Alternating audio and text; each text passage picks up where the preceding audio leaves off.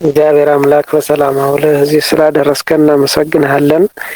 መዋዕለ ጾሙን በሰላም እንዳስጀመርከን በሰላም እንድታስፈጽመን ለብርሃነ ትንሣኤው በሰላም እንድታደርሰን ጉባኤያችንን በመካከል ተገኝተህ እንድትባርክልን ትምህርታችንን እንድትገልጽልን ስምህን አቡነ ዘበሰማያት እያልን እናመሰግናለን። አቡነ ዘበሰማያት ይትቀደስ ስምከ ትምጻእ መንግሥትከ ወይኩን ፈቃድከ በከመ በሰማይ ከማሁ በምድር ሲሳየነ ዘለለ ዕለትነ ሀበነ ዮም ንኅድግ ለነ አበሳነ ወጌጋየነ ከመ ንሕነኒ ንኅድግ ለዘአበሰ ለነ ኢታብአነ እግዚኦ ውስተ መንሱት አላ አድኅነነ ወባልሐነ እምኩሉ እኩይ እስመ ዚአከ ይእቲ መንግሥት ኃይል ወስብሐት ለዓለመ ዓለም። በሰላመ ቅዱስ ገብርኤል መልአክ ኦ እግዝእትየ ማርያም ሰላም ለኪ ድንግል በህሊናኪ ወድንግል በስጋኪ እመ እግዚአብሔር ጸባኦት ሰላም ለኪ ቡርክት አንቲ እምአንስት ወቡሩክ ፍሬ ከርሥኪ ተፈሥሒ ፍሥሕት ኦ ምልዕተ ጸጋ እግዚአብሔር ምስሌኪ ሰአሊ ወጸልዪ ለነ ምህረተ ሀበ ፍቁር ወልድኪ ኢየሱስ ክርስቶስ ከመ ይስረይ ለነ ኃጣውኢነ። ስብሐት ለአብ ስብሐት ለወልድ ስብሐት ለመንፈስ ቅዱስ ይእዜኒ ወዘልፈኒ ወለዓለመ ዓለም አሜን። እሺ ዛሬ በመርሃ ግብራችን መሰረት የቅኔ ነው የምንቀጥለው። ቅኔውን ከጉባኤ ቃና ትጀምሩና ትመልሳላችሁ፣ ንባቡን ትመልሱታላችሁ። ከዚያ ፍችን እፈታለሁኝ ሙያውን እያልን እንቀጥላለን። እሺ ንባቡን መልሱት። ላዕለ መጻጉዕ ጸርሃተ አቲ ነደ ነበልባል ወላዱ መጥባዕተ መለኮት በሊሃ ለሊሁ መጻበዱ። ላዕለ መጻጉዕ ጸርሃተ አቲ ነደ ነበልባል ወላዱ መጥባዕተ መለኮት በሊሃ ለሊሁ ማንጣ በእዱ።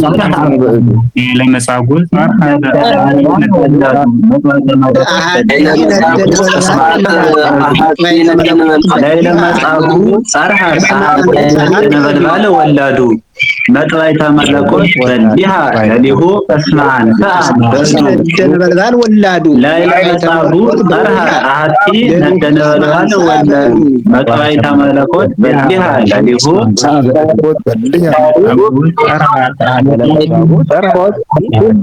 ላዕለ መጻጉዕ ጸርሃተ አቲ ነደ ነበልባል ወላዱ መጥባዕተ መለኮት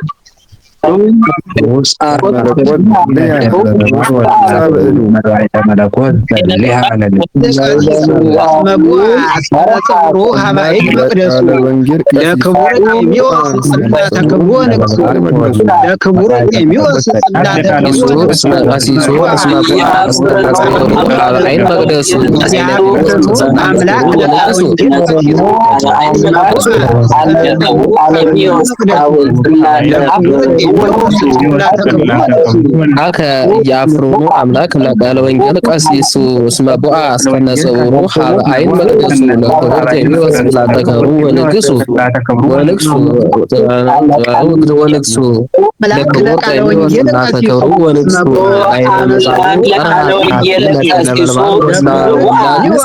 መጥባዕተ መለኮት በሊሃ ለሊሁ ያፍሩኑ አምላክ ለቃለ ወንጌል ቀሲሱ እስመ ቦአ አስከነሰውሩ ሀበ አይን መቅደሱ ለክብርት የሚወስድ ላተከሩ ወንግሱ መጻጉዕ ካህን መስቀሎ ይነሳ ባረከ በእዴሁ መጻጉዕ ካህን መስቀሎ ይነሳ ባረከ በእዴሁ ተይስተሐዱ ኤልያስ በመስቀሎ አጻብዕሁ ወእግዚአብሔር ዘንተ በእዱ መስቀሎ ይነሳ ባረከ በእዴሁ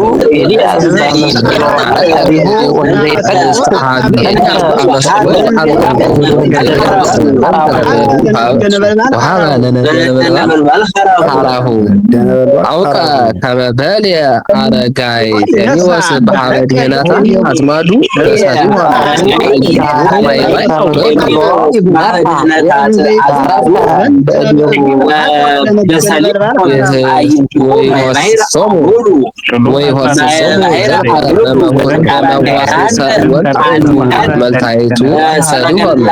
መልታይቱ ሰዲሆም እንተ ያንቃዱ እስከ ቂያሃ አምላክ ማይፈዱ አውቀ ከመበል አረጋይት የሚወዝ በሐመድ ሄናታት አዝማዱ ሰዲሆም ማይቱ ማይባይ አውረድ ወይ ሆስሶም ዘፈ በመሆዝ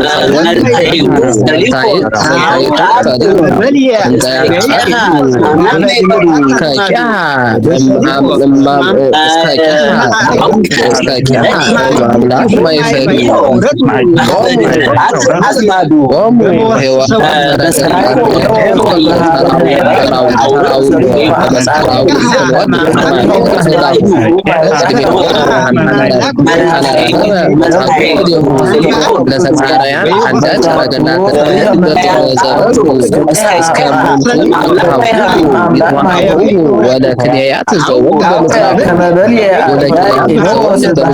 ታዘዞሙ ወንታ ይዱ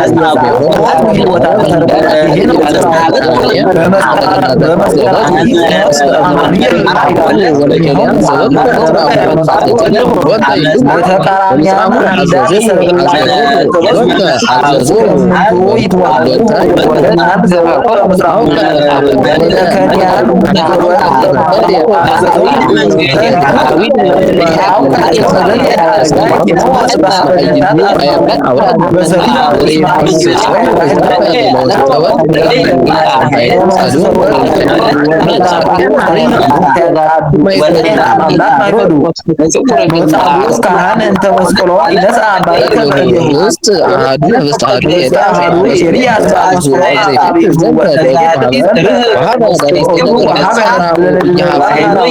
ቃለ ወንጌል ይፈርሁኑ አምላክ ለክቡር ሀበይን መቅደሱ ለክቡር ጠቢው ጽላተ ክብሩ ንጉሱ ላይ ለመጻጉዕ ጸርሐት ሀቲ ለደነበልባል ወላዱ ተመለኮት በሊሃ ለሊሁ እስመ አንሳ በዱ ይበቃል።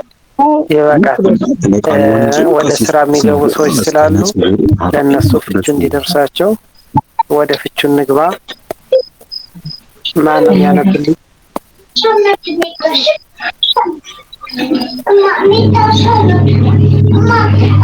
ላይ ለመጻጉዕ ጸርሐት አሐቲ ነደ ነበልባል ወላዱ መጥዋዕተ መለኮት እሊሃ ለሊሁ እስመ አንሥአ በእዱ ላይ ለመጻጉዕ ጸርሐት አሐቲ ነደ ነበልባል ወላዱ መጥዋዕተ መለኮት እሊሃ ለሊሁ እስመ አንሥአ በእዱ አንድላታችሁ ጫጫታ የሌለበት አካባቢ ቢሆን መልካም ነው። ላይ ለመጻጉዕ ጸርሐት አሐቲ ነደ ነበልባል ወላዱ መጥዋዕተ መለኮት እሊሃ ለሊሁ እስመ አንሥአ በእዱ ለመጻጉዕ ጸርሐት አሐቲ ነደ ነበልባል ወላዱ ነደ ነበልባል እናቱ በመጻጉዕ ላይ ጮኸች። ስለት የሆነ የመለኮት ቢላዋን ወይም ካራን እሱ በእጁ አንስቷልና ነደ ነበልባል አንድ የሆነች አሐቲ ያለው አንድ የሆነች ነደ ነበልባል እናቱ በመጻጉዕ ላይ ጮኸች። ስለት የሆነ የመለኮት ማረጃ ወይም ቢላዋ ወይም ደግሞ ካራ እንደየአካባቢው ስሙ ይለያያል።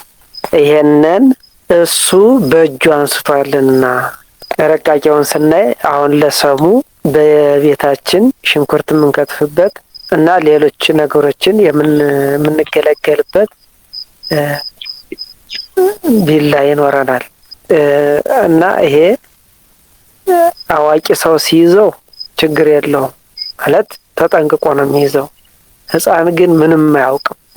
እንደሄደ ዝም ብሎ ስለቱን ጨበጥ ያደርገዋል እና ያኔ እናቱ ትጮኻለች። ቁጭርቅ ትላለች። ምክንያቱም ያንን ከያዘው በስለቱ ስለያዘው አጋጣሚ ሊቆርጠው ይችላል ወይም ደግሞ በደንብ ሊጨብጠው ይችላል ወይ ሊወድቅበት ይችላል፣ አይታወቅም ሕፃን ስለሆነ። ስለዚህ እናቱ ወዲያው ትጮህበታለች። ቁጭርቅ ብላ ትጮኻለች። ሳሙ ይህ ነው ወርቁ። መጻጉዕ 38 ዓመት ታሞ ሲሰቃይ የነበረ ሰው አምላክ ግን ተነስተህ አልጋህን ተሸክመህ ይሄዳል። ነገር ግን ከዚህ በኋላ ዳግመኛ እንዳትበድል ከዚህ የባሰ እንዳያገኝህ ማለት ያገኝሃል ማለት ነው። በሌላ አነጋገር ከዚህ የባሰ እንዳያገኝህ አትበድል ተብሎ ነበር። ነገር ግን አይሁድ ለምስክርነት በጠሩት ጊዜ አዎ አድኖኛል ብሎ በሰንበት እኔን አድኖኛል ብሎ ገጸ መለኮቱን በጥፊ መታ። በዚህ ጊዜ አምላክ ደግሞ እጁን አደረቃት፣ ነደደች። ስለዚህ ገጸ መለኮቱን በመምታቱ በእጁ በመምታቱ የመጻጉዕ ምንድነው በእሳት ተቃጠለ ነው። ይሄ ወርቁ ነው። ሙያውን ስናይ ላይለ አገባብ ፍቹ ላይ ሙያው ማድረጊያ መጻጉዕ የማድረጊያ ባለቤት ጸርሐት ማሰሪያ አንቀጽ ይስባል እንጂ አይሳብም። አሐቲ የነደ ነበልባል ወላድ ቅጽል ነደ ነበልባል ወላድ ምሳሌ ወላድ ሰም ነደ ነበልባል ወርቅ ተመስላ የቅኔ በዓል ተቤት መጥባይት የአንሰአ ተሳቢ መለኮት የመጥባይት ዘር በሊህ የመጥባይት ቅጽል ለሊሁ ያስረጅ ባለቤት እስመ አገባብ ፍቹ ና ሙያው አስረጅ አስረጅነቱ ጻርሃ ትላለው አንሳ እንዳያስር እስመ ይጠብቀዋል በአገባብ ፍቹ በቁም ቀሪ ሙያው ማድረጊያ እድ የማድረጊያ ባለቤት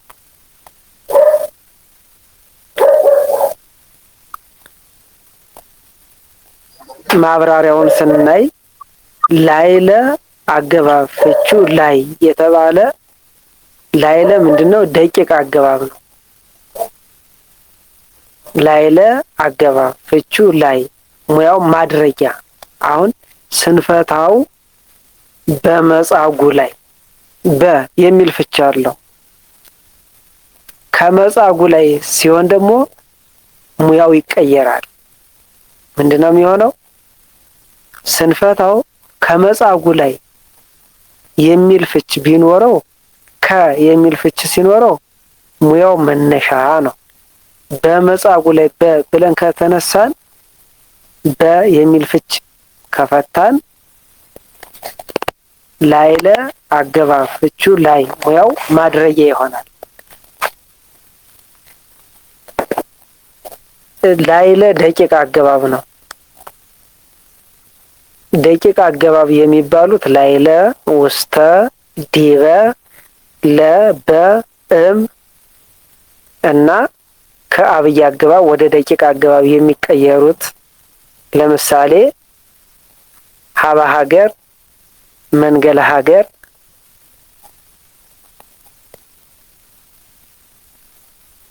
ሀበ አብይም ይሆናል ደቂቅም ይሆናል።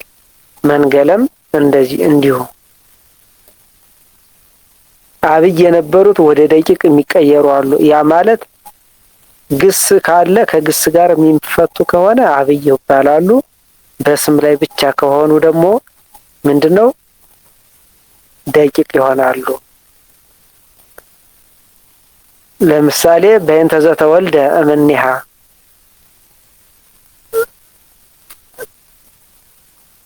በእንተ በዚህ ሰዓት ስለተወለደ ተብሎ በእንተ አገባብ ፍቹ ስለ ሙያው ማንጸሪያ። ስለዚህ በእንተ ዘተወልደ ነው ከአንቀጽ ጋራ ከሄደ አብይ አገባብ ይሆናል። በእንተ ማርያም ካልን ደግሞ ደቂቅ ይሆናል። ስለዚህ አብይ የነበረው በስም ላይ ብቻ ከወደቀ ምን ይሆናል? ደቂቅ ይሆናል። ይሄ ላይለ ውስተ ዲበ ለበ እነዚህ ግን በአንቀጽ ላይ አይወድቁም። በስም ላይ ነው የሚወድቁት ደቂቅ አገባብ ሲሆን ከነዚህ መካከል ለ በአንቀጽ ላይ በትእዛዝ ላይ ብቻ ወድቆ ይገኛል። ስለዚህ ላይለ ፍቹ ነው የሚወስነው። ከ የሚል ፍች ካለ መነሻ ነው። በ የሚል ፍች ካለ ማድረጊያ ነው። መጻጉ ቀጥሎ ከደቂቅ አገባቡ ቀጥሎ የሚመጣው ስም ሁለት ነገሮችን መረዳት አለብን።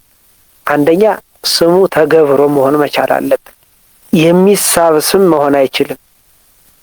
ባለቤት መሆን ወይም ሳብጀክት መሆን የሚችል ስም ብቻ ነው የሚሆነው። አሁን ላይለ መጻጉ ማለት አይቻልም። ላይለ መጻጉ ነው እንጂ ላይለ መጻጉ የሚል ንባብ የለም። ስለዚህ ደቂቅ አገባብ ሲደመር ተገብሮ ስም ነው። ይሄ የቋንቋው ሕግ ነው። መጻጉ ማለት ደግሞ አመጽጓ ታመመ ከሚለው የተገኘ ዘመድ ዘር ውስጠ ዘ ነው። መጻጉ የሚለው ምንድነው ብትባሉ አወጣጡ አመጽጓ ታመመ። ስለዚህ መጻጉ ማለት ዘመድ ዘር ውስጠ ዘ። ዘመድ ዘር ማለት አመጽጓ ሲል መጽጉአ እነዚህ ፊደሎች አሉ። መጀመሪያ ግሱ ላይ ዋና ግሱ መጽጓ ስለሆነ ለምሳሌ አስመረ ብንል ግሱ ማን ነው? አስመረ ሳይሆን አመል ነው፣ ያስደራጊ አመል ነው። አፍቀረ ብንል ግሱ ፈቀረ ነው። ስርወ ቃሉ ማን ነው? ፈቀረ የሚለው ነው ግሱ። አፍቀረ ግሱን የምናገኘው ግን በአስደራጊ አመል ነው። አመጽጓም ልክ እንደዚሁ ግሱ መጽጓ ነው። አመጽጓ ሲል ያስደራጊነት አመል ነው። ስለዚህ ዘመድ ዘር ማለት መጻጉ የሚሉት መጻጉ እነዚህ አራቱም ፊደሎች ለመጀመሪያ ግሱ ላይ ስላሉ የዚያ ዘመድ ነው።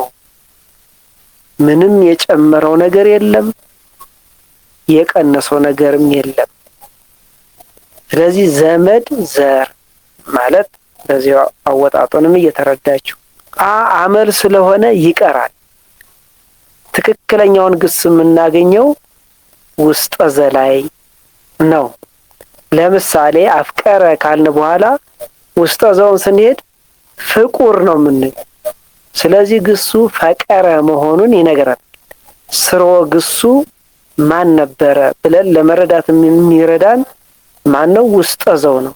ስለዚህ መጻጉ ያለው ዘመድ ዘር ውስጠ ዘ አሁን ዘመድ ዘር ነው። መጻጉ እነዚህ ፊደሎች መጀመሪያ ግሱ ላይ ነበሩ ነው። ውስጠ ዘ ማለት ደግሞ መጻጉ የሚለው የመቀጸል ባህሪ አለው። አጀክቲቭ የመሆን ባህሪ አለው። ስለዚህ መጻጉ ብለን መቀጸል እንችላለን። ጻርሃት ማሰሪያ አንቀጽ አሁን ጻርሃት ጮች ነው። ግሱ ማን ነው ሲባል ጻርሃ ነው። ጻርሃት ባለቤቱ ማንን ያመለክታል? ይእቲ መሆኑን ያመለክትልናል። ከሀ ጀምሮ እስከ ፐ ድረስ ያሉ ግሶች የተጻፉት በውእቱ ነው። ሀለሃ ወደረ ብንል ማን ነው? እሱ ውእቱ ነው። ለሃ ቀዳ ብንል ላይላሃ ራሰ፣ ለስሃ ልጫ ሆነ፣ ለቃ በደረ እያልን ብንሄድ ባለቤቱ ማን ነው? ውእቱ ነው። የተጻፉት ግሶቹ አጠቃላይ ከሀ ጀምሮ እስከ ፐ ድረስ በውእቱ ባለቤትነት ነው። በእነዚህ በግሶች ላይ ት ፊደል ብንጨምርበት መጨረሻ ላይ ይእቲን ያመለክታል። አጠቃላይ ሀለሃት፣ ላይልሃት፣ ለስሃት፣ ለቃት እያል ትን ብንጨምርበት ባለቤቱ ማን ነው ሲባል ይእቲ ይሆናል። የሴቷን መሆኑን ያመለክትልናል ጻርሃት ማለት። ስለዚህ ሴት መሆኗን ይለይልናል። ማናት? እሷ ደግሞ አንቲ አይደለችም፣ ይእቲ ናት። ይሄንን መለየት መቻል አለብን።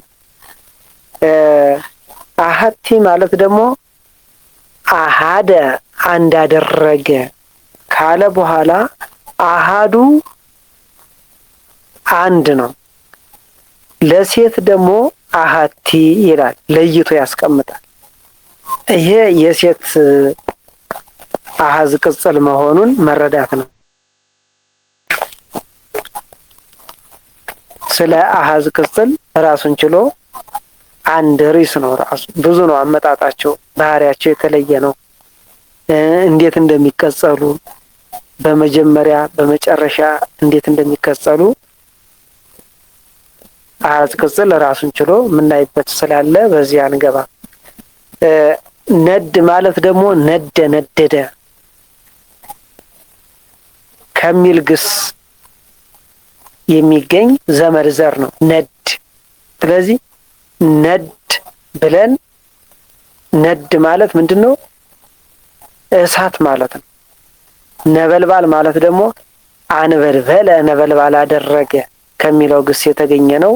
ነበልባል ማለት የእሳቱ ላንቃ ነበልባሉ ነው። ስለዚህ ነደ ነበልባል ስንል ሁለቱም እሳት ነው። ነበልባልም ነድም እሳት ነው። ሁለት ተመሳሳይ ነገሮችን በዘርፍና በባለቤት ይጠቀማል። ተመሳሳይ መሆን አለባቸው።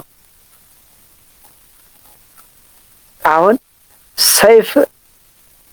ሰይፍ ነው፣ ሜሎስም ሰይፍ ነው፣ ወይም ደግሞ ሰይፍ የሚሰራበት ቦታ ነው። ስለዚህ ሰይፈ ሜሎስ እንላለን። ይሄ መተርጉም ዘርፍ ይባላል። ደብረ ታቦር፣ አሁን ታቦር ተራራ ነው። ደብረ ማለትም ተራራ። ስለዚህ ደብረ ታቦር ስንል ታቦር የደብር መተርጉም ዘርፍ። ታቦር የሚለው ለማንኛውም አይሆንም። ራሱን የቻለ ታቦር የሚባል ቦታ አለ። ለማንኛውም ተራራ መሆን አይችልም።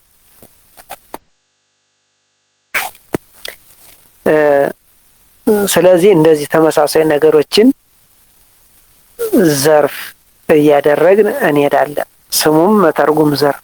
ነብየ ሙሴ እንላለን። ነብይ ትንቢት የሚናገር ነው። ሙሴም ደግሞ ትንቢት የተናገረ ነው። ነብየ ሙሴ ብለን ሙያው ግን የሙሴ ነብይ ነው። ሙሴ የተባለ ነብይ ብለን እንፈታለን። መተርጉም ዘርፍ ይባላል። ወይም ደግሞ መተርጉም ቅጽል የሚባል ደግሞ ሌላ አለ። ስለዚህ ነደ ነበልባል እንዳንድ መጠቀም እንችላለን። ሰይፈ ሜሎስ ብለን እንዳንድ መጠቀም እንችላለን።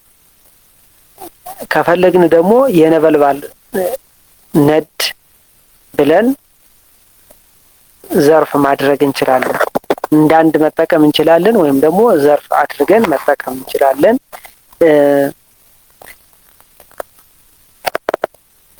ወላድ የሚለው ደግሞ ወለደ ከሚለው የሚገኝ ነው። ወላድ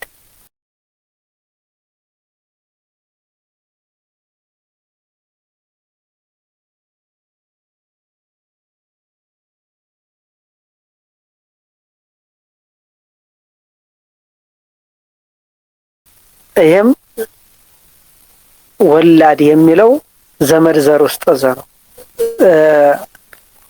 ሁለተኛው ቤት ስንሄድ መጥባይት ማለት ምንድነው? ጠብሃ አረደ። ይህ መጥባይት ማለት ባይድ ከምዕላድ ነው። ባይድ ያሰኘው መ ነው። ምዕላድ ያሰኘው ደግሞ ት ነው። አሁን ግሱ ማን ነው? ጠብሃ ጠብሃ ነው። ግሱ ጠብሃ እነዚህ ፊደሎች አሉበት። ጠብሃ ሲባል ጠብሃ እነዚህ 3 ፊደሎች ብቻ ናቸው ያሉት።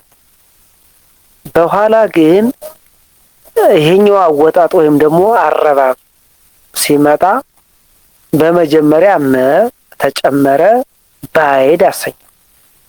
በመጨረሻ ደግሞ ት ተጨመረ። ስለዚህ ባይድ ከምዕላድ የሚል ስም ተሰጠው። ግስ ስናጠና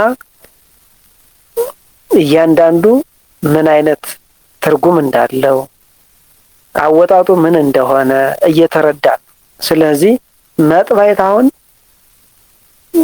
ማረጃ ወይም ደግሞ ቢላዋ ወይም ማንኛውም ስለታም ነገር ልናረገው እንችላለን። ስለዚህ መጥባይት የሚለው ጠብሃ አረደ ከሚለው መሆኑን መረዳት ነው።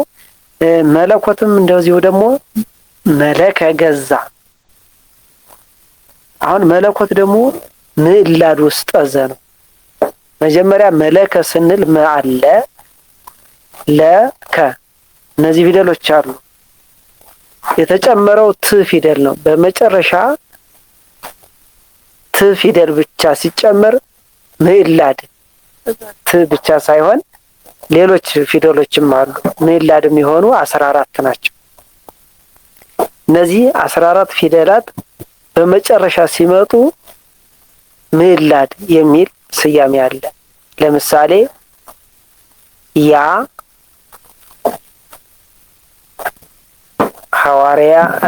ሐዋርያ ሆረ ብሎ ሐዋርያ፣ ተኬነወ ብሎ ኬንያ፣ ኖተወ ብሎ ኖተያ፣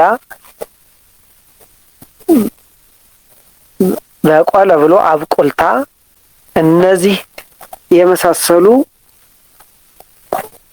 በመጨረሻ ላይ ሲመጡ ምዕላድ ይባላሉ።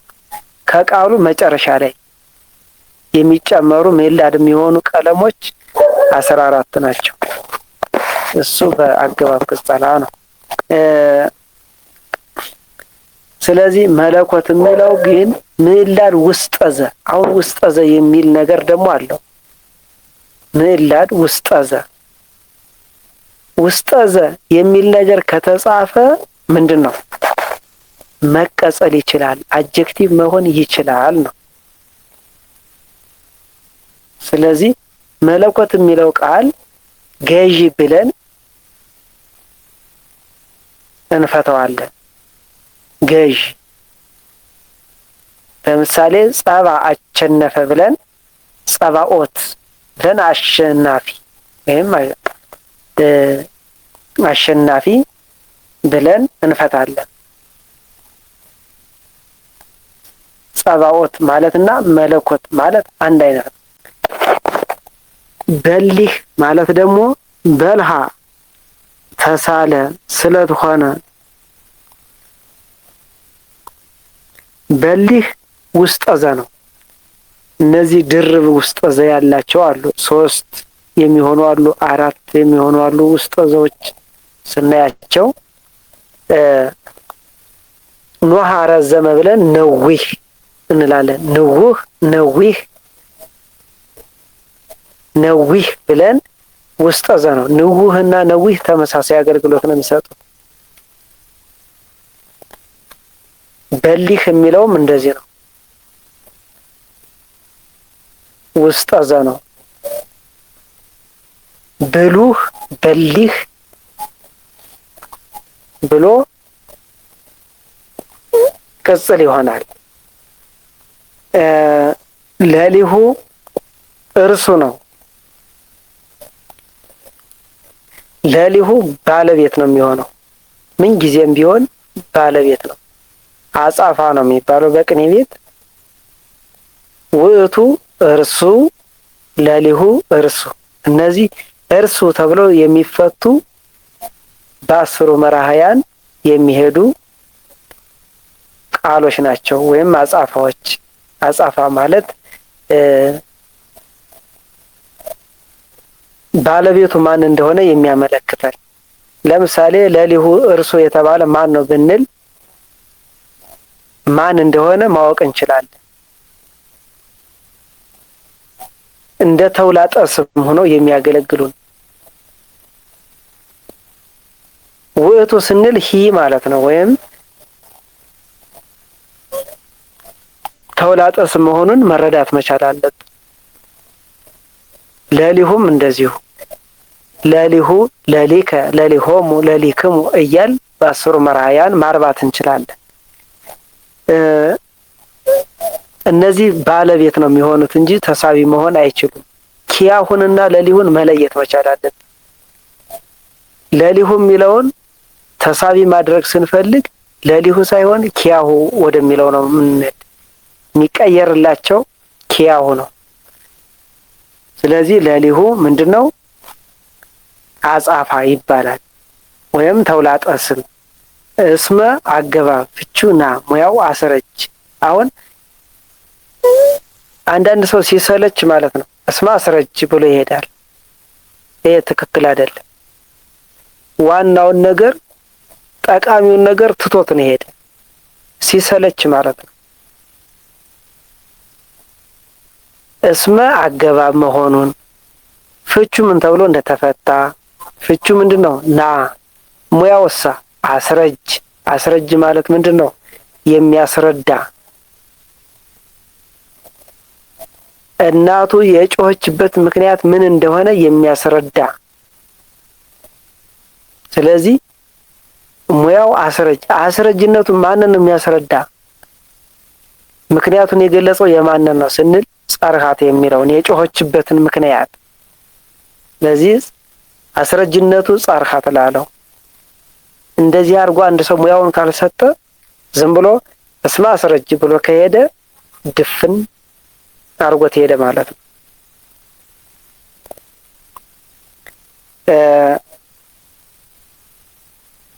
አንሳ እንዳያስር እስመ ይጠብቀዋል። በአንድ ቅኔ ውስጥ ማሰሪያ ግስ ሊኖር የሚችለው አንድ ብቻ ከጣነ ሞገር ውጪ በየትኛውም ቅኔ ከጉባኤ ቃና እስከ መወድስ በአንድ ቅኔ ውስጥ አንድ ማሰሪያ ብቻ ነው ወይም ደግሞ አንድ ግስ ነው ማሰሪያ ሊሆን የሚችለው። ከዚያ በኋላ የሚጠሩ ግሶች በሙሉ ምንድናቸው? በአገባብ የሚጠበቁ ናቸው። ያ ማለት ወደ ውስብስብ አረፍተ ነገር ይቀየራል። አገባብ እንዳያስር ያደርጋቸዋል ማለት የምናመጣው ነገር ሁሉ ወደ ውስብስብ አረፍተ ነገር እየተቀየረ ይሄዳል።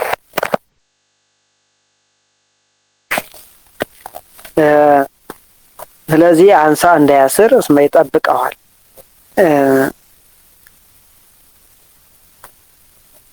በእዱ አሁን በን መጀመሪያ ላይ ስለ ደቂቅ አገባብ ስናብራራ ስላየን በአገባብ ፍቺውን ከሪም ያው ማድረጊያ። ስለዚህ በማድረጊያ ብሎ ከሄደ አንድ ሰው ትክክለኛውን ሙያ አልሰጠም። በሰፊው ግን ቀንዲ ለቀኔ ላይ በእጃችሁ ይዛችሁታል ሁላችሁ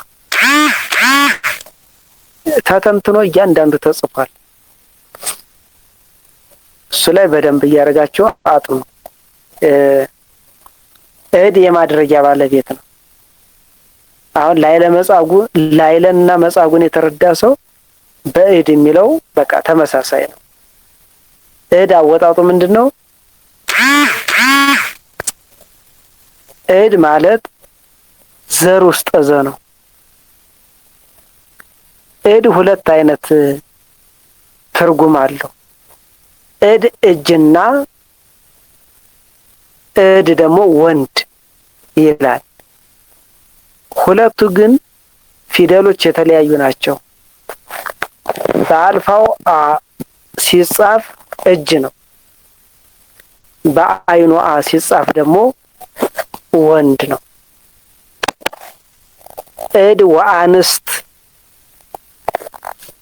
አንስት የታረማ ወይ ጾሙ እድ ስንል እድ የሚለው በአይኑ አ ነው የሚጻፍ። ስለዚህ የትርጉም ለውጥ መኖሩን መረዳት መቻል አለብን።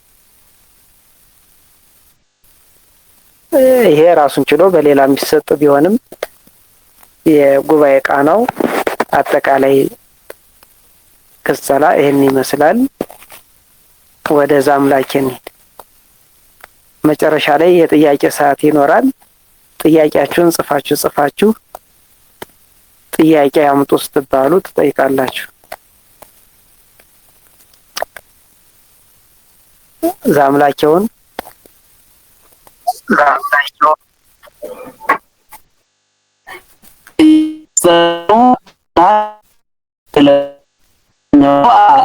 ጽቡሩ አንመቅሱ ተብሩ ነግሱ ባይሰማከሪ ኔትወርክ ነው።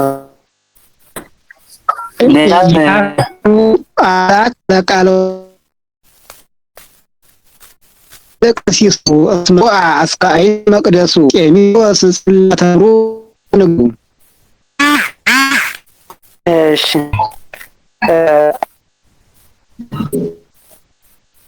ያፈረኑ ላቃ ሱ ስማሩ ነው አባ ከነሩ አይን ሱ ታውቁም ሀባይን መቅደሱም ለክቡር ጤሚዎስ ጽላተ ክብሩ ወንግሱ ለክቡር ጤሚዎስ ጽላተ ክብሩ ወንግሱ። እሺ የቃለ ወንጌል ቄስ አምላክ አያፍርምን? ክቡር የሆነ የክብሩና የንግሱ ታቦት የጽላት ጤሜዎስ መቅደሱ አይን ወደ አይን መቅደሱ እስከ ጭቃው ገብቷልና። ፍቹን ደግመዋለሁኝ። የቃለ ወንጌል ቄስ አምላክ አያፍርምን? ምክንያቱም ማለት ነው ወደዚያ ክቡር የሆነ የንግሱና የክብሩ ጽላት ጤሜዎስ የጽላት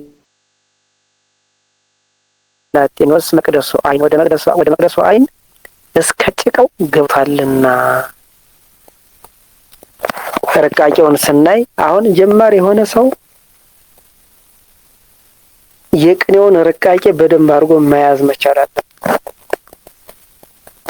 ልክ እንደ ንባቡ ፍቹን መያዝ፣ ርቃቄውን መያዝ።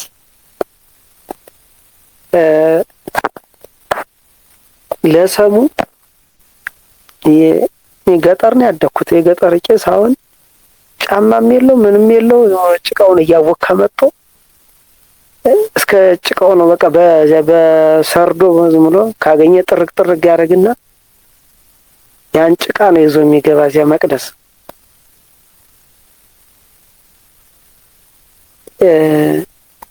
ግን እንደዛ አይፈቀድም ማለት ቤተ መቅደስ ከባድ ጥንቃቄ የሚጠይቅ ነው። የልብን ንጽህና እና የውጫዊ አካላችን ንጽህና የሚጠብቅ ቦታ ነው። ያ ቦታ የምንድን ነው? ጽላተ ክብሩ ወንግሱ ነው። ስለዚህ እንደው ዝም ብሎ እንደተገኘ ተዘልሎ የሚገባበት አይደለም። ራሱ ሊጠብቅ ይገባል። እና ዝም ብሎ አሉ በቃ ስለቸኮሉ ብቻ እንደው ዝም ብሎ እስከ ጭቃው ውስጥ ይገባል።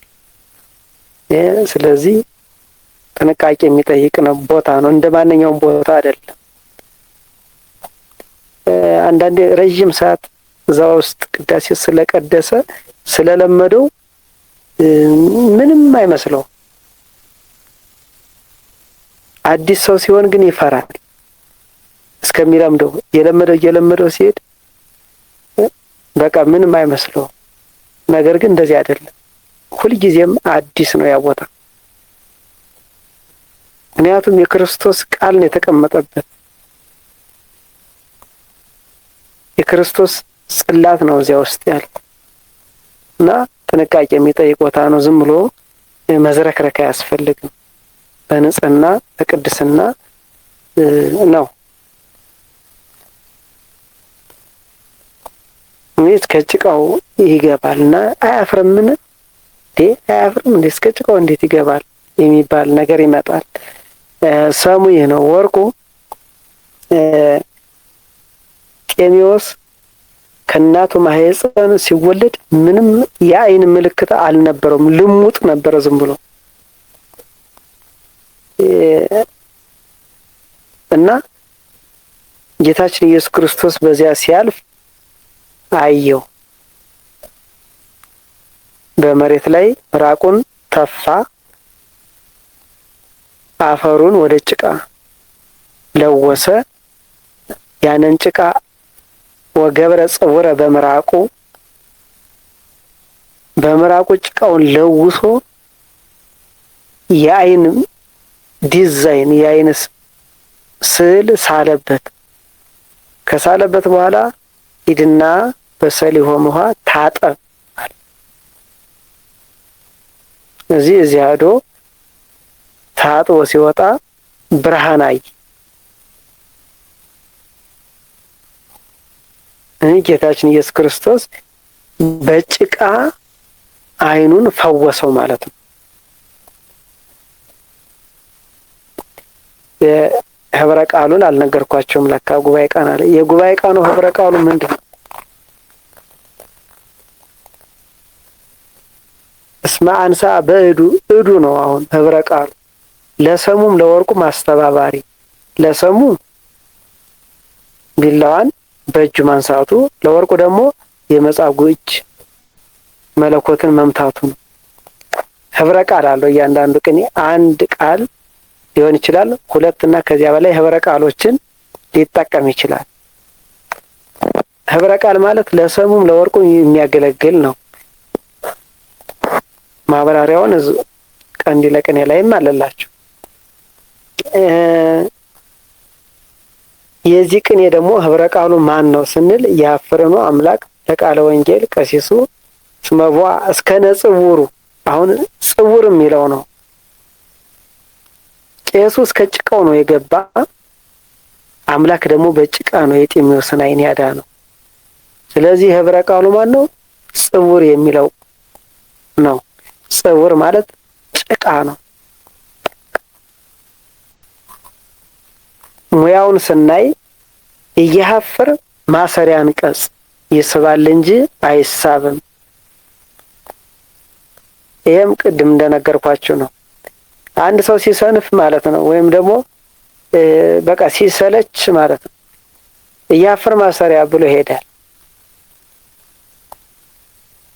ጉባኤ ቃናው ላይ ጻርሃት ብሎ ዝም ብሎ ጻርሃት ማሰሪያ ብሎ ሊሄድ ይችላል። እሱ ግን ትክክል አይደለም። ወይ መተው ይሻላል እንጂ እያፍር ማሰሪያ ይስባል እንጂ አይሳብም። ዋናው ቃል ይሄ ነው። ማሰሪያ የሆነ ግስ ምንድነው አገልግሎቱ? ሌሎችን ወደሱ ይስባል እንጂ እሱ ወደ ሌላ መሳብ አይችልም። ለምን? ክሎዚንግ ቨርብ ነው። በቃ ያረፍተ ነገሩ መዝጊያ ነው፣ ዋና ነው።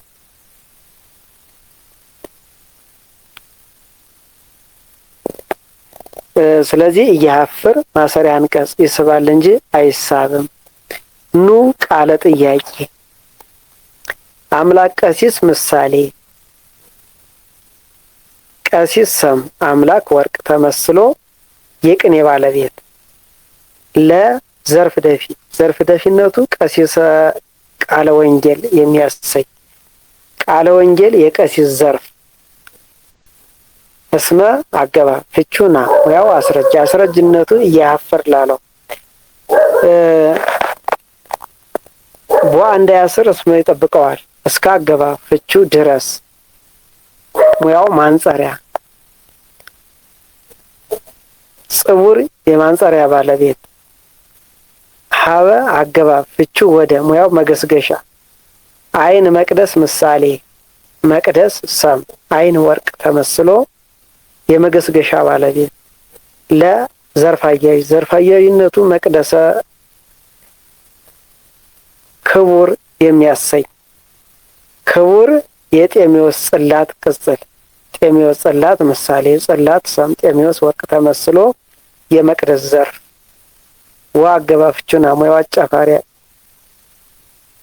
ክብር ወንግስ ክብር ንግስ በወተጫፍረው የጽላት ዘርፎች አላችሁ አይደል? አዎ አለን። እየተከታተላችሁ ነው ግን አለን አይነት እየተከታተልን የሰማን አለን። መጨረሻ ጥያቄ ስላለ እንዳጠፉ በተለይ ጀማሪዎች። እሺ እስኪ እነታ መጨረሻዋ ሙያ ቢደጉል ለክቡር ምትል ለክቡር ሙያው ለክቡር ጤሜቴዎስ አንዴ ሙያው እንደሱ አይደለም። ለማን ሀብታሙ ዝም ለመከታተል ነው። እሺ ለእያንዳንዱ ሰውማ አይመለስም። መጨረሻ የጥያቄ ሰዓት አለ። እሺ ያፍሩን ማብራሪያውን ጀምሬ የነበረ መጀመሪያ በሙያው ልጨርሰው ብዬ ነው። እያሐፍር ማለት ምንድን ነው? ግሱ ማን ነው? ሐፍረ አፈረ ነው። እያሐፍር ስንል አያፍርም ነው። ሐፍረ አፈረ ነው። የሐፍር ስንል ያፍራል ነው። እያሐፍር ደግሞ አያፍርም ነው። ምንድን ናት? አፍራሽ ናት። በግዕዝ ቋንቋ አዎንታውን ወደ አሉታ የምትቀይርልን ግሶችን ናት። በላ በላ ነው። ይበላ ካል አልበላም። ተወልደ ካልን ተወለደ ነው። ኢተወልደ ካልን አልተወለደም ነው። ስለዚህ ኢያፍር ስንል አያፍርም የሚለውን ይነግረናል። ኑ ቃለ ጥያቄ ነው። አያፍርም ምን የሚለውን ጥያቄ ነው ወደ ጥያቄ የሚወስድልን። ዳህንኑ ዝስኩ አቡክም ወአረጋዊ ያ ሽማግሌ አባታችሁ ደህና ነውን? በደህና አለን። ስለዚህ በላኑ ብለን በላን እያልን ግሶችን ወደ ጥያቄ የምንቀይርበት ነው። ሁ ወይም ደግሞ ኑ ተመሳሳይ አገልግሎት ነው የሚሰጡ፣ ቃለ ጥያቄ ይሆናሉ። አምላክ አምለከ አመለከ ከሚለው የሚወጣ ዘመድ ዘር ውስጥ ዘ ነው። ወይም ደግሞ መለከ ካለው ከወጣ ደግሞ ባይድ ዘር ውስጥ ዘ ይሆናል። ሁለት አይነት አወጣጥ አለው። መለከ ገዛ ከሆነ አ ስለተጨመረ ባይድ ዘር ውስጥ ዘ ይሆናል። አምለከ አመለከ ከሚለው ከወጣ ደግሞ ቀጥታ አምለከ ሁሉም ፊደል ዛሬ ስላሉ ዘመድ ዘር ውስጥ ዘ ይሆናል። ለቃለ ወንጌል አሁን ዘርፍ ደፊ ናት። ዘርፍ ደፊ የሚሆኑ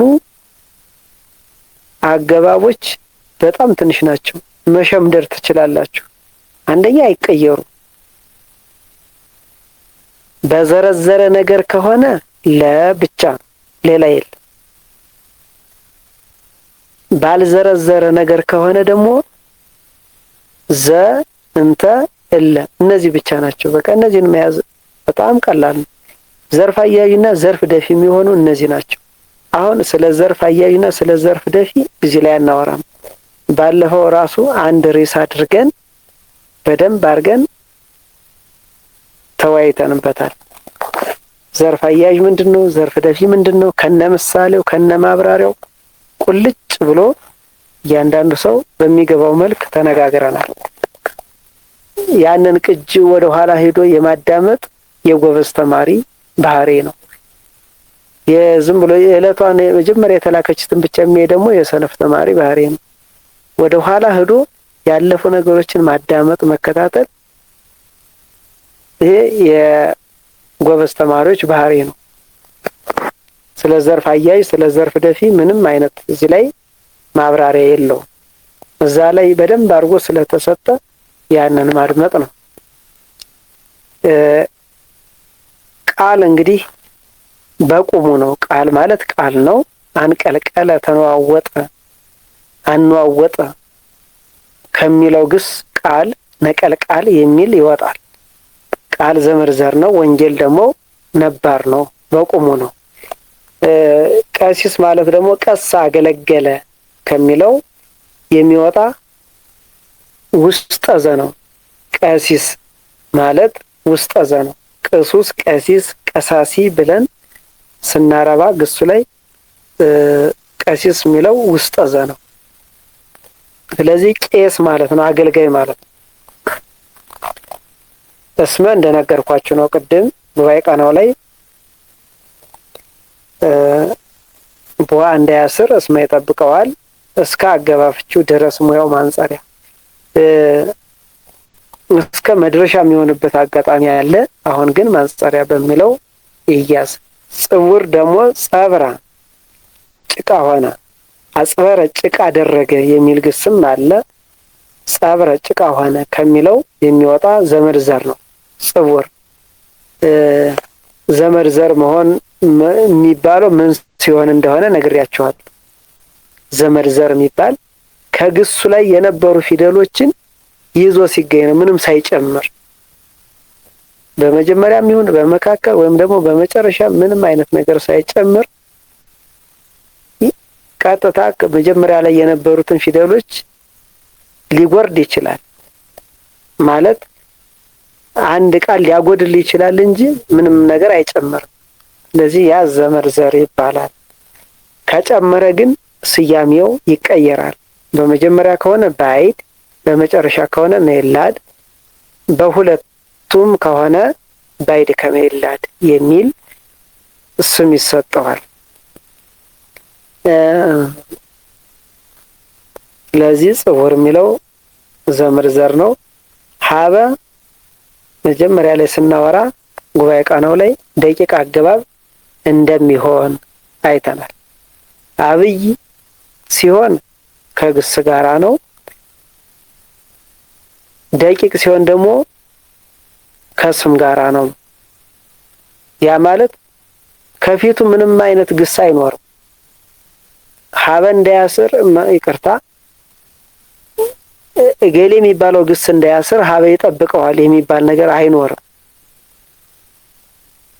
እዚያው አይን የሚለው ላይ ነው የሚቀረው። ወደዚያ ወደፊቱ ሌላ ግስ ቢኖር ኑሮ ደቂቅ አገባብነቱ ይቀርና አብይ አገባብ ይሆናል። አሁን ግን ከፊቱ ሀበ የሚጠብቀው ምንም አይነት ግስ ስለሌለ ደቂቅ አገባብ ነው። አይን መቅደስ ምሳሌ ነው። ሁለት ነገሮች ከተጠሩ ምሳሌ ነው። ቅድም ነደ ነበልባል ወላዱ የሚለው ላይ ሁለት ነገሮች አንድ ላይ ከተጠሩ ምሳሌ እንደሚሆን መረዳት ነው። በቅኔ ሁለት ነገሮች አንድ ላይ የሚጠሩ ከሆነ ምሳሌ ተብሎ ነው የሚሄድ። ለምሳሌ ጸዳሉ ቅኔ መቀኘት ቢፈልግ በራሱ ጸዳሉ ሰውዬ ካለ ጸዳሉ ሰውዬ ምሳሌ ነው የሚሆን።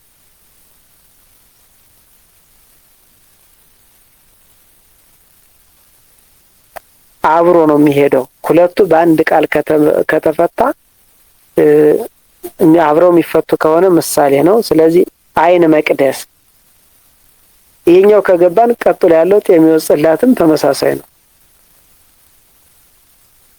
ስለዚህ ሁለት ነገሮች አንድ ላይ ሲጠሩ እና በአንድ ላይ ሲፈቱ ምሳሌ መሆኑን መረዳት ያስፈልጋል።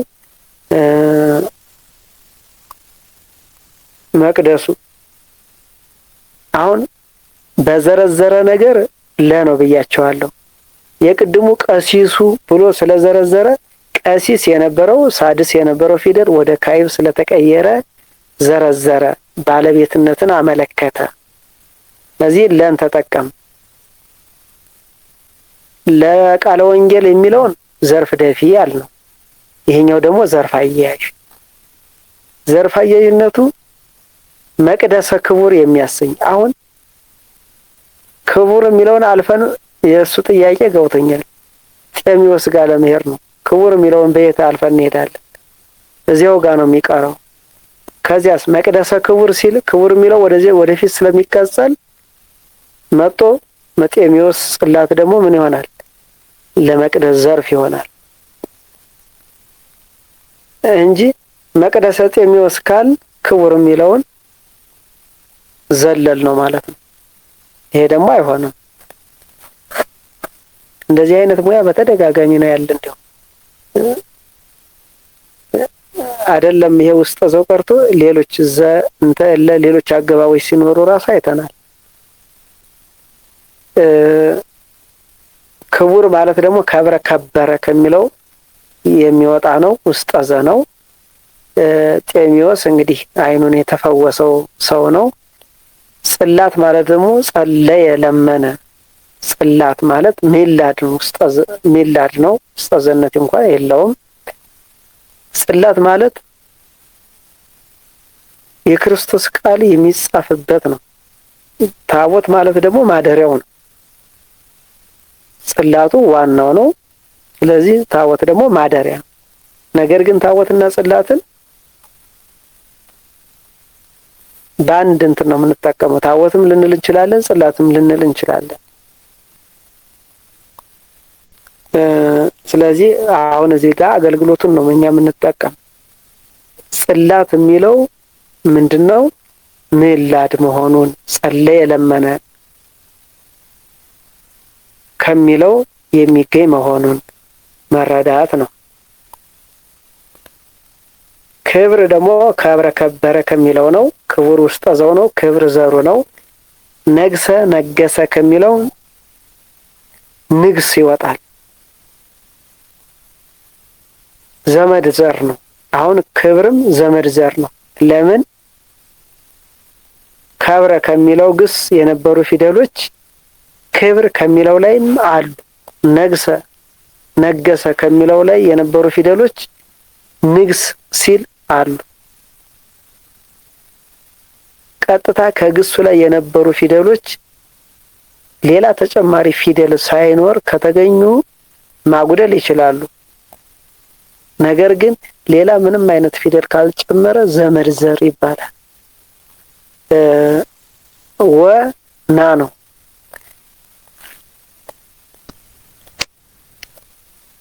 ሁለት ነገሮችን ወይም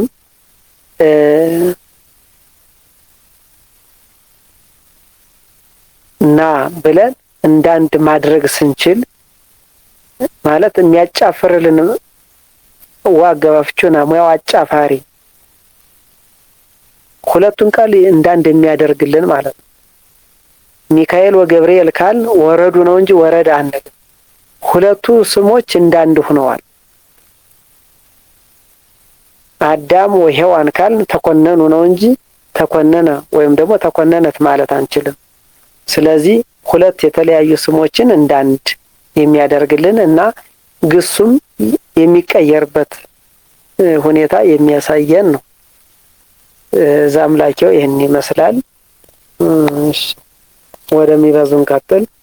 መጻጉ ካህን እንተመስቀሎ ይነሳ ባረከ በእድየሁ ህብስተ አሃዱ ኤልያስ በመስቀሎ አጻብኢሁ ወንዘይፌት ትዘንተ በእዱ ወሀበ ለነደ ነበልባል ኸራሁ። እሺ መጻጉ ቄስ እንተመስቀሎ ይነሳ ባረከ በእድየሁ መስቀሉን ያልያዘ የሆነ መጻጉ ቄስ ይሄ በእጁ ባረከ ምን ህብስተ አሃዱ ኤልያስ በመስቀሎ አጻብኢሁ እጣቶቹን አመሳቅሎ አንድ የሆነ ኤልያስ ደህንነት ምግብን ባረከ በእጁ ባረከ። ያንንም በእጁ ቆርሶ ለዚህ ለነደ ነበልባል ጨዋ ሰጠ። እደግመዋለሁኝ በደንብ ተከታተሉ። አሁን ወደ ጥያቄው ልንደርስ ትንሽ ነው የሚቀረን። አልነበርኩም አልገባኝም የሚባል ነገር አይኖርም ወይ መጥፋት ነው። አይመቸኝምም አልወድም። ለማታ ያደረግነው ለዚያ እነ ጎይቶም የምትጠየቁት እንዳጠፉ ልንገራችሁ። ጎይቶም ግርማ ያይኔ ጸባኦት አብርሃም ምስግና መንግስቱ ካሳሁን ገለታው ምትኩ ብርሃኑ ማለት ነው። ቡሩክ አስራቴ አቤኔዘር የምትጠየቁት ዮሐንስ ሳሙኤል አብርሃም ደርቤ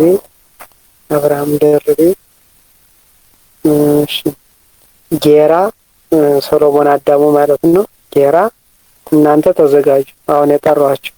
እሺ ፍቹን ደግመዋለሁኝ የሚበዙን መስቀሉን ያልያዘ የሆነ መጻጉ ካህን አንድ የሆነ የኤልያስ ምግብን እጣቶቹን አመሳቅሎ በእጁ ባረከ። ይህንም በእጁ ቆርሶ ለነደ ነበልባል ጨዋ ሰጠ። አዎ ለሰሙ ካህን መስቀል ከእጁ መልቀቅ የለበትም። ያው እንግዲህ ሰው ነውና አንዳንዴ መስቀሉን ሊዘነጋው ይችላል። እንደው ባልያዘበት መስቀሉን ይዤዋለሁ መስሎት አባ ቄሱ ይምጡ ይባርኩልን ተብሎ ሲሄድ ሲጀመር መጀመሪያ በሐብልም ይሁን በሌላ ነገር በአንገት ነው የሚያዘው። እሱ አሁን ተረስቶ በኪስ ሆኗል። ስለዚህ ይዤዋለሁ መስሎት ሲፈልግ የለም። እዚህ ሌላ አማራጭ የለውም። አሁን መስቀል አይገዛ ደርሶ ከየት ይመጣል? ጣቶቹን የመስቀል ምልክት ያደርግና መሀል ጣቱን ገደም አድርጎ ሌባ ጣቱን ደግሞ ትክክል ቀጥ አድርጎ በማመሳቀል ያንን ህብስቱን ይባርካል። ያንንም ደግሞ ቆርሶ እንደሱ ካህን ላልሆኑት ለጮሆቹ ይሰጣል። ለካህናቱም ይሰጣል። ስለዚህ ምክንያቱም መስቀሉን ነው ያልያዘ እንጂ ስልጣኑ አለው። መስቀሉን እንደ ሰውኛነቱ ረሳው። በቃ ያ ማለት እጸ መስቀሉን ቢረሳ ስልጣኑ የለም ማለት አይደለም።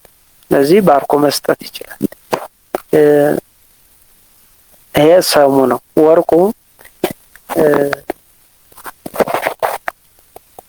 መጻጉዕ ድህነትን አግኝቶ ነበረ፣ ድኖ ነበረ። ነገር ግን ዳግመኛ ከዚህ የባሰ ነገር እንዳያገኝ ዳግመኛ አትበድል የተባለውን ቃል ረስቶ በአይሁድ ፊት ቆሞ በሰንበት አድኖኛል ብሎ በጥፊ አምላክን መታው። ስለዚህ እጁ ምን ሆነች? ደረቀች፣ ተቃጠለች። አሁን መጻጉዕ በእጁ ባረከ ማለት ድኖ ነበር። እጁ አንዱ አካል ነው። ድህነትን አግኝቶ ነበር። በኋላ ደግሞ እጁ ሆነ ተቃጠለ። በእዱ ውሃበን ለነደ ነበልባል። አዎ በእጁ ሰጠ ማለት ያው እጁ ተቃጠለ።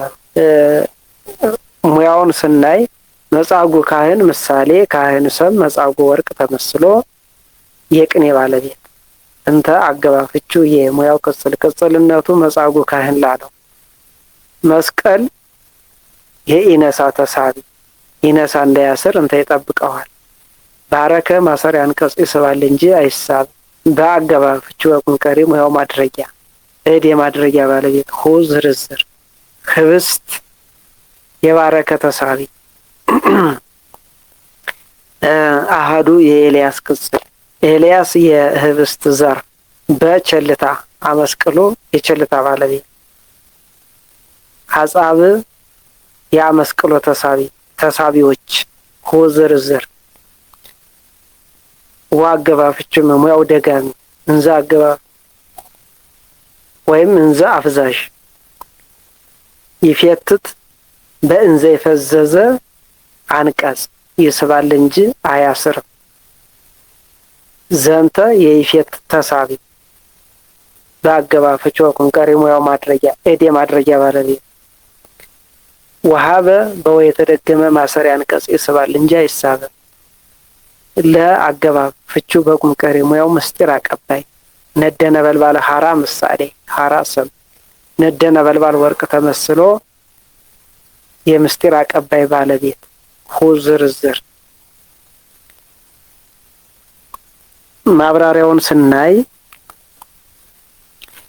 መጻጉዕ የሚለውን ጉባኤ ቃናው ላይ አይተናል። ካህን ማለት ደግሞ ተክህነ አገለገለ ከሚለው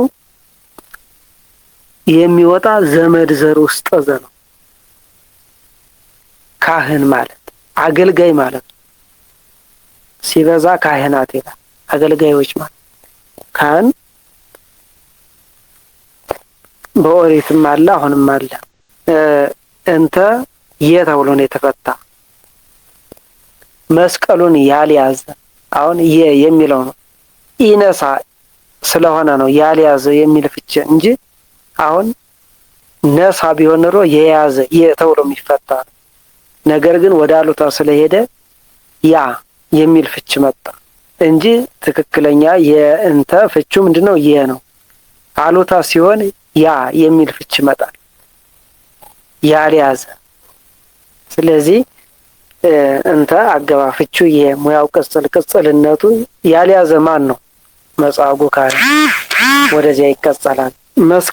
መስቀሉ ማለት ደግሞ መስቀል ማለት ሰቀለ ከሚለው የሚወጣ ነው። መስቀል ባይድ ዘር መጀመሪያ ጉባኤ ቃና አካባቢ እንደነገርኳችሁ በመጀመሪያ ላይ ተጨምሯል። ግሱ ሰቀለ ነው።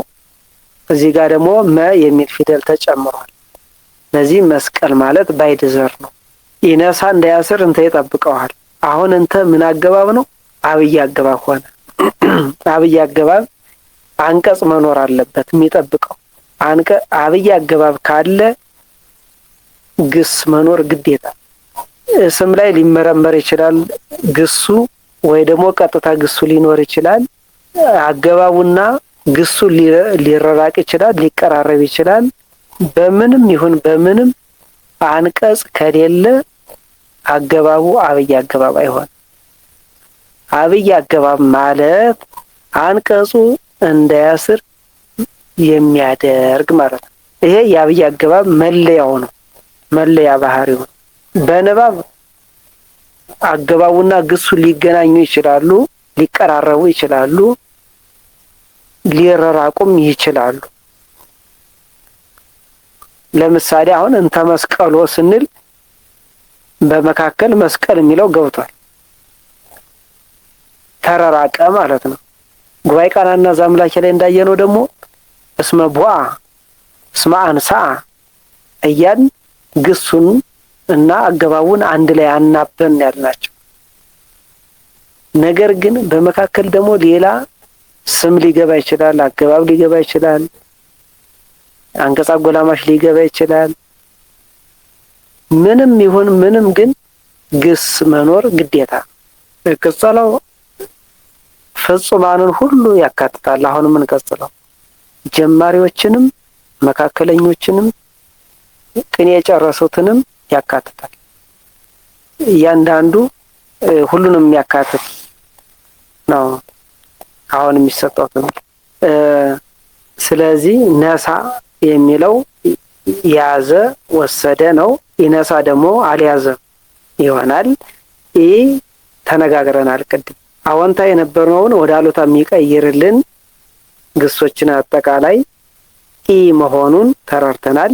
ባረከ ማሰሪያ አንቀጽ ብሎ የሚሄድ ሰው ትክክል አይደለም። ምን መሆን አለበት? ባረከ ማሰሪያ አንቀጽ ይስባል እንጂ አይሳብም የሚለውን መጨረስ መቻል አለበት። በእዴሁ በና እድ የሚለውን አሁን አናብራር አይተነዋል ታች። እዚህ ላይ ልናይ የምንችለው ምንድነው? እዴሁ የሚለው ምን አይነት ዝርዝር ነው? አሁን ሁ ዝርዝር ብለናል። እድ የነበረው ደግሞ ወደ ዲ ተቀይሯል። የመጨረሻው ፊደል ወደ ሐምስ ተቀይሯል። ምን አይነት ዝርዝር ነው የሚለውን ነው የምናይ። ምክንያቱም ስለ እድ ምንነት አይተናል። እጅ ሲሆን ፊደሉ የትኛው ነው? እድ ደግሞ ወንድ ሲሆን ፊደሉ የትኛው ነው የሚለውን አይተናል። አሁን እዴሁ የሚለው ምን አይነት ዝርዝር ነው የሚለውን ነው የምናይ። ይሄ ሁን ከጨመረ ባይድ ዝርዝር ይባላል ባጭሩ። ፈጣሪ የነበረው ፈጣሪሁ፣ ማህደር የነበረው ማህደሪሁ ካለ ምን ይባላል? ባይድ ዝርዝር። አሁን የመጨረሻውን ፊደል ወደ ሐመስ መቀየር ያገባብ ዝርዝር ነው። የመጨረሻውን ፊደል ወደ ሳልስ መቀየር ያገባብም የስምም ነው። የመጨረሻውን ፊደል ወደ ራብ መቀየር ያገባብ ዝርዝር ነው። ማለት ሁ በሚጨመር ጊዜ ከማሁ ስንል ከመ የነበረው ከማሁ፣ ከመ ያለው መጨረሻው ፊደል መግዙ ወደ ራብ ተቀየረ።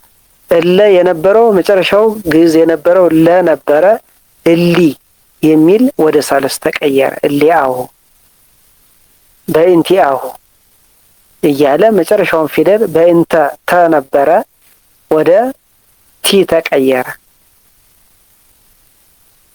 ሀበ የነበረው ሀብየሁ ብሎ በ የነበረው ሀበ ሲል በግዝ የነበረው ወደ ሀብየሁ ብሎ ወደ ሐመስ ተቀየረ። ምስለ የነበረው ምስሌሁ። አሁን አገባብ የመጨረሻውን ፊደል ወደ ሳልስ ወደ ሐመስና ወደ ራብ ቀይሮ ይዘረዝራል። እዴሁ የሚለው ስም ነው። ስም ደግሞ በዘመድና በባይድ ሲዘረዝር በዘመድ ሲሆን መጨረሻውን ፊደል ወደ ካዕብ መቀየር ነው። በባይድ ሲሆን ደግሞ የመጨረሻውን ፊደል ወደ ሳልስ መቀየር ነው። አሁን ይሄ ደግሞ የተለየ ነው።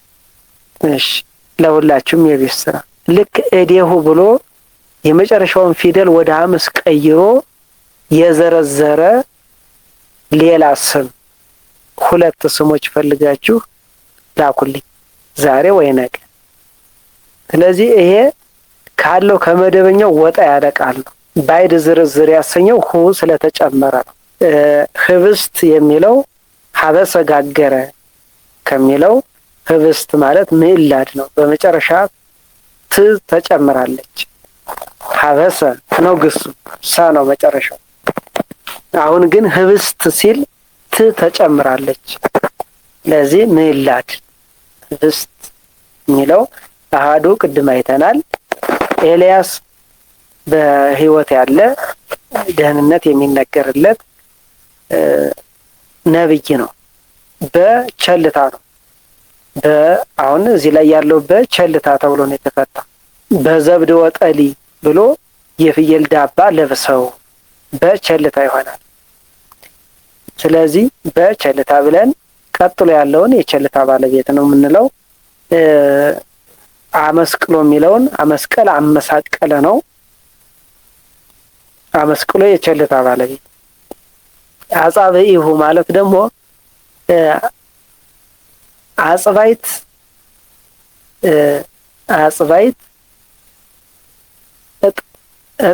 እጣት ነው። አንድ እጣት ነው። ሲበዛ አጻብ ነው።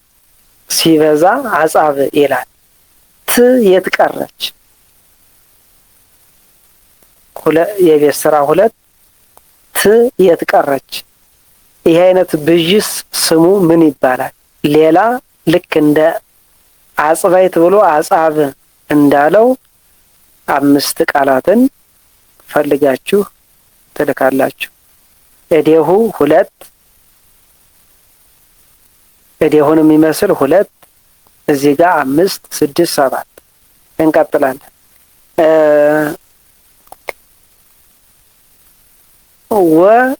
ም ተብሎ ሲፈታ አሁን ደጋሚ ነው። ና ተብሎ ሲፈታ አጫፋሪ ነው። ወንዘ ይፈትት እንዘ ቆርሶ ነው። አሁን እንዘ አፍዛዥ ነው። ነገ እንዘ የነበረ ጊዜና ውስጥ ደብረ ዘይት እንላለን። እንግዲህ ከነገ ጀምሮ ደግሞ እንዘ የነበር ተቀምጦ ሳለ ወይም ተቀምጦ የሚል ፍቻ አለ። እንዘ የነበረ ጊዜና ውስጥ ደብረ ዘይት ቀርቦ አርዳይሁ። ስለዚህ እንዘ በካላይ እየወደቀ አንቀጹን ያፈዘዋል።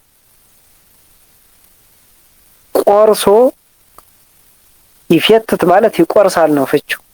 ነገር ግን ቆርሶ ይላል። ቸልታ ያደርገዋል።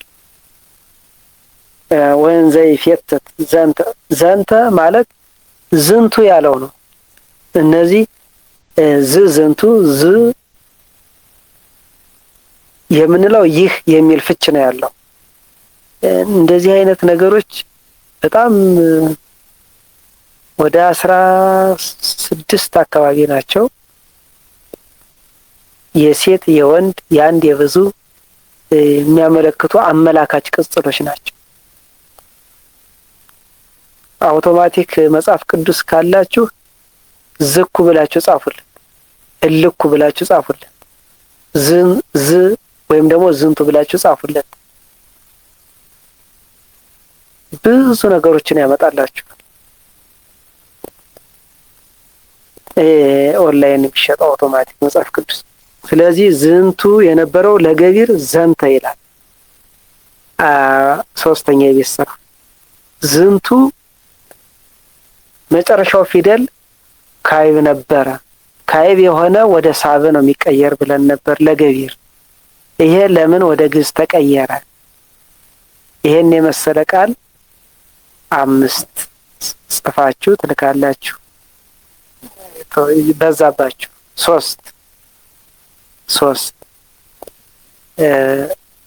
3 እና እዚያ 2 5 10 ይበቃችኋል። ስለዚህ ዘንተ የተባለ ማን ነው? አሁን እዚህ ጋር ማንን ነው የሚያመለክትልን? አመላካች ማለት ማንን ነው የሚያመለክትልን?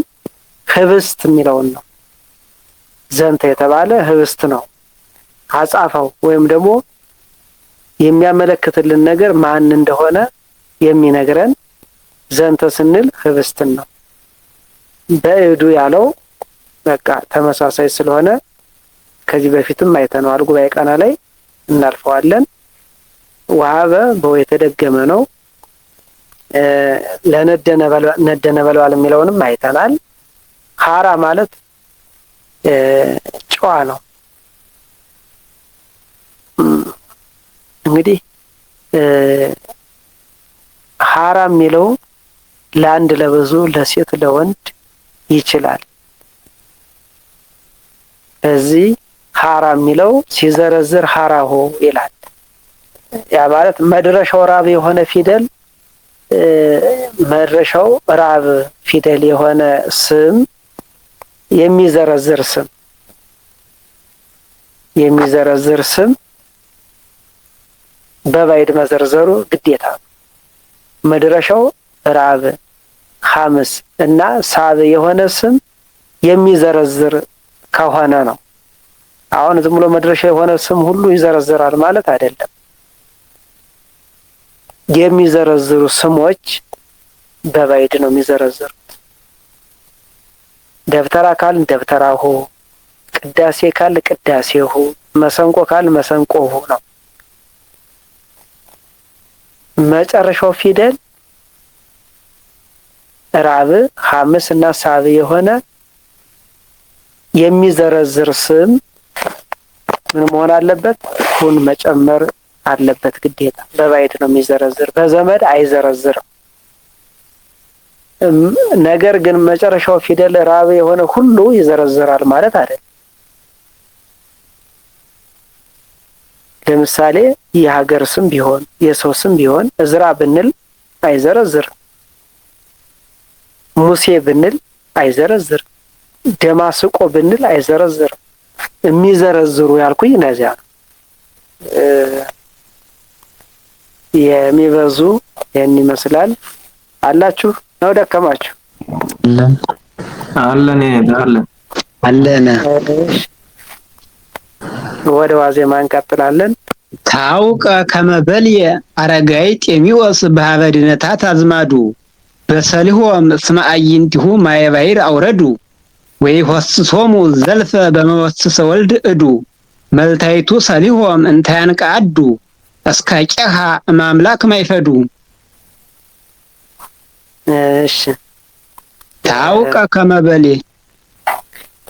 ከመበልየ አረጋይ ጤሜዎስ በሀበ ድኅነታት አዝማዱ።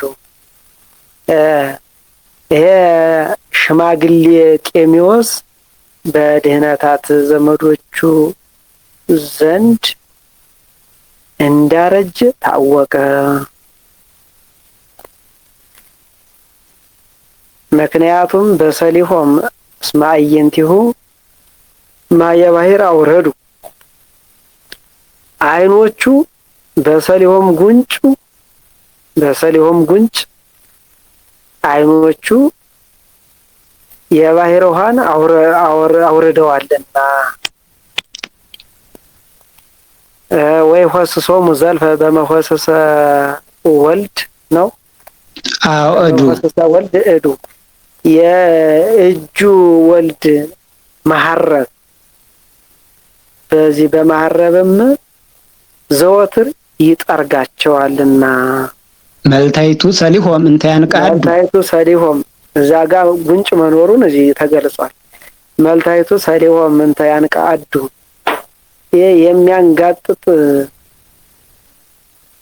የሚያንጋጥጥበት የሆነ ጉንጩ ሰሊሆም።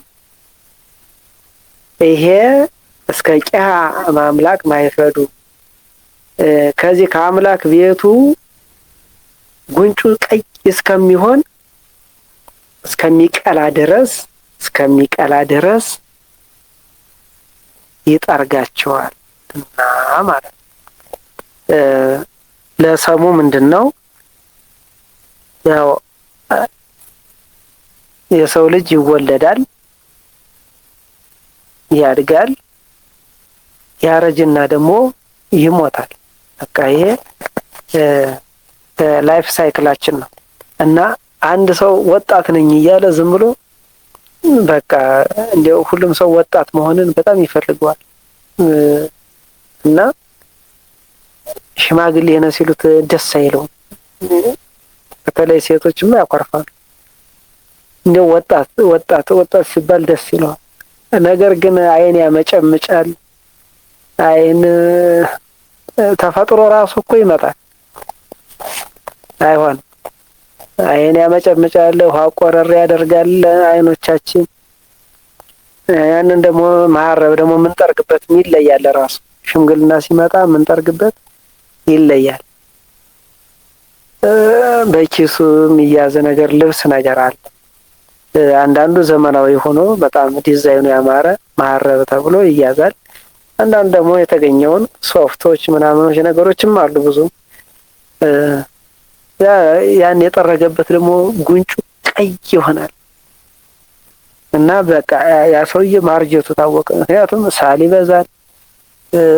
እንደው ነገሮችን ብዙ ናቸው ብቻ እርጅና የሚመጣበት እና ያዚያ በኋላ ይሄ እንግዲህ አይኑም ያመጨምጭ ከሆነ አይኑ እንባ የሚያቁር ከሆነ ቶሎ እንደው ያን ቢጠርገው እንደው መዝረክረኩ ከበዛ መሸምገሉ ታወቀ። በዘመዶቹ ዘንድ አይገሌ እየሸመገለ ነው እንግዲህ ይባለው ነገር ይታወቃል። ሰሙዬ ነው ወርቁ እንግዲህ ጤሜዎስ መዳኑ ታወቀ። ጤሜዎስ ዳነ ነው ባጭሩ፣ ድህነትን አገኘ ነው። ምን ሆኖ? በሰሊሆም ታጥቦ ነው። በመሬት ወገብረ ጽውረ በምራቁ ምራቁን በመሬት ተፍቶ ጭቃውን ለውሶ ምንም አይን ያልነበረውን አይን ሳለለት ሄደና በሰሊሆም ተጠመቃለው ታጠባለው። ሄዶ ታጥቦ ሲወጣ እንግዲህ የአይን ምልክት ያልነበረው ብርሃንን አየ። በዚያ ይጠርጋቸዋል ማለት አዎ አይኖቹ ምንም አይን አልነበረውም። አይኖቹ አይተዋል። ያን ያየው ደግሞ በወልድ ነው። ወልድ ክርስቶስ ነው። ያ እስከሚቀላ ድረስ ማለት አዎ በሰሊሆም ታጥቦ ዳነ ነው ዋናው ቁም ነገር። ማምላክ ማይፈዱ የሚለው ግን ትክክል አይደለም፣ መታረም አለበት። ማምላክ ማይፈዱ ሳይሆን እንዛቲ ማይፈዱ በሚል ይታረም። ለምን እዚህ ጋር ወልድ የሚለውን ከእድ ጋራ መስለነዋል። አንድ ጊዜ እጅ አድርገነዋል። እዛ ጋር ደግሞ ማይፈድ ሊሆን አይችልምና የፈሪዱላ ይባላል። ስለዚህ እንዛቲ ማይፈዱ በሚል ይስተካከል። ሙያውን ስናይ አሁን ትንሽ ለወጥ ያለ ሙያም ስላለ ትኩረት አድርጋችሁ ተከታተሉ። የምትጠየቁት አላችሁ ግን ነው ወጣችሁ አለን። እሺ በጣም ጥሩ። አለን ስትሉ ደግሞ ደስ ይላል። ታውቀ ማሰሪያ አንቀጽ ይስባል እንጂ አይሳብም። ከመ አገባብ ፍቹ እንደ ሙያው ማንጸሪያ። ከመ የቅኔ ባለቤት አሁን ከባድ ነገር ነው። አገባብ ደግሞ የቅኔ ባለቤት ይሆናል። በሌ እንዳያስር ከመ ይጠብቀዋል። አረጋይ ጤሜዎስ ምሳሌ አረጋይ ሰም ጤሜዎስ ወርቅ ተመስሎ የማንጸሪያ ባለቤት በሀበን አዳማቂ አሁን ደግሞ የተለየ ሙያ አሁን አዳማቂ የሚለው ለምዳችሁታል አብዛኞቻችሁ። ነገር ግን ጀማሪዎች አሁን አዳማቂ ምንድነው ከባድ ነው። ስለዚህ በሀበን አዳማቂ ሀበ አገባብ ፍቺው ዘንድ ሙያው ማድረጊያ ደህናታት አዝማድ ምሳሌዎች አዝማድ ሰሞች ደህናታት ወርቆች ተመስለው የማድረጊያ ባለቤቶች በሰሊሆም በአገባብ ፍቺው በቁም ከሪ ሙያው ማድረጊያ ሰሊሆም የማድረጊያ ባለቤት በስማ አገባብ ፍቺውና ሙያው አስረጃ አስረጅነቱ ታውቀላለው አእይንት ያስረጅ ባለቤቶች ሁ ዝርዝር ማይ የአውረዱ ተሳቢ ባህር የማይዘርፍ አውረዱ እንዳያስር እስመ ይጠብቀዋል አገባብ ፍቺው ሙያው አውራጅ ይወስሶሙ እንዳያስር እስመ በወርዶ ይጠብቀዋል ዘልፈ ዘወትር ሙያው አንቀጽ አጎላማሽነቱ ይወስሶሙ ሙላለው በአገባብ ፍቺው በቁም ቀሪ ሙያው ማድረጊያ መሆስስ የማድረጊያ ባለቤት ወልድ እድ ምሳሌ እድ ሰም ወልድ ወርቅ ተመስሎ የመሆስስ ዘርፍ መልታይት ሰሊሆም ምሳሌ መልታይት ሰም ሰሊሆም ወርቅ ተመስሎ የማንጸሪያ ባለቤት እንታ አገባብ ፍቺው የሙያው ቅጽልነቱ መልታይት ሰሊሆም ላለው ያን ቃዱ እንዳያስር እንተ ይጠብቀዋል እስከ አገባብ ፍቺው ድረስ ሙያው ማንጸሪያ ቂያ እንዳያስር እስከ ይጠብቀዋል ለማገባብ ፍቺው ከሙያው መነሻ ዛቲ የማይፈድ ቅጽል ማይፈድ የመነሻ ባለቤት አንድ የመጨረሻ የቤት ስራ ከመ የቅኔ ባለቤት የሚሆንባቸው ግሶች ያገኛችሁትን ከነ ማስረጃው ማሰሪያው ማን ሲሆን ነው? እሺ ብዙዎች አሳይመንቶቻቸውን እየሰርተው እየላኩልኝ ነው። እስከዚህ ድረስ ጥያቄ ካላችሁ ጥያቄዎቻችሁን መቀበል እችላለሁኝ።